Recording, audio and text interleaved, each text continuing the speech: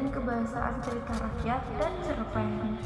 Baik, singkat saja, mari kita mulai pembelajaran kita pada hari ini dengan bacaan basmalah bersama-sama. Bismillahirrahmanirrahim.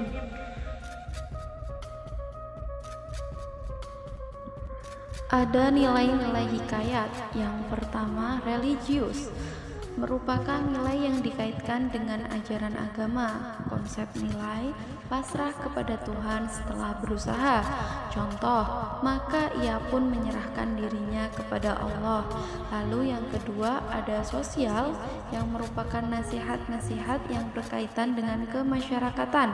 Konsep nilai membantu orang yang berada dalam posisi kesulitan. Contoh, dengan segera Syahperi mengeluarkan dayang-dayang itu tatkala Garuda datang.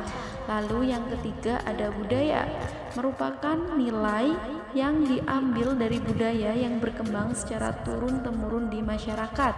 Konsep nilai mencari jodoh putrinya dengan cara mengadakan sayembara. Contoh, barang siapa yang dapat susu harimau beranak muda, ialah yang akan menjadi suami tuan putri. Lalu yang keempat ada moral, merupakan nasihat-nasihat yang berkaitan dengan budi pekerti, perilaku atau tata susila yang dapat diperoleh si pembaca dari cerita yang disampaikan. Konsep nilai, kewajiban belajar ilmu agama sejak usia kecil. Contoh, maka anak kanda baginda yang 2 orang itu pun sampailah usia 7 tahun dan dititahkan pergi mengaji. Lalu yang terakhir edukasi, yakni nilai yang berkaitan dengan pendidikan.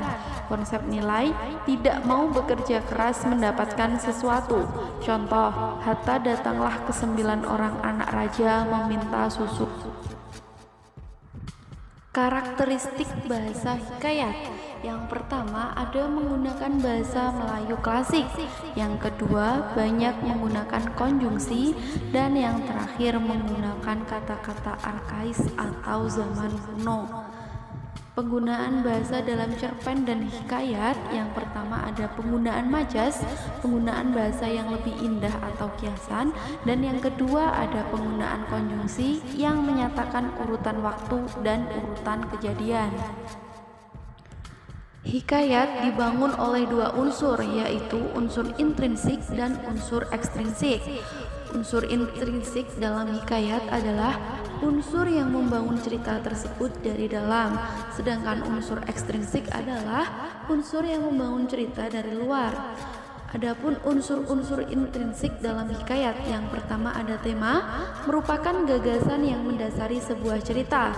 Lalu ada latar, tempat atau waktu dan suasana yang tergambar dalam suatu cerita. Lalu ada alur, yakni jalinan peristiwa dalam sebuah cerita. Ada amanat, yakni suatu pesan yang disampaikan oleh pengarang melalui sebuah cerita. Ada juga tokoh, merupakan pemeran di dalam cerita. Dan juga ada penokohan, penggambaran watak seseorang tokoh.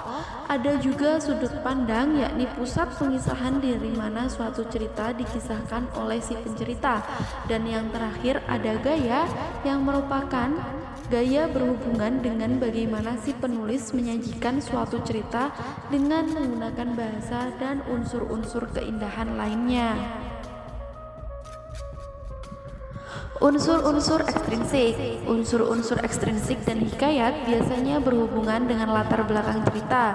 Misal seperti latar belakang agama, adat, budaya, dan lain-lain. Unsur ekstrinsik tersebut juga berhubungan dengan nilai atau norma kehidupan dalam cerita. Contohnya seperti nilai moral, nilai agama, nilai sosial, nilai budaya, dan lain-lain. Nah, itu tadi pemaparan singkat dari Ibu ya.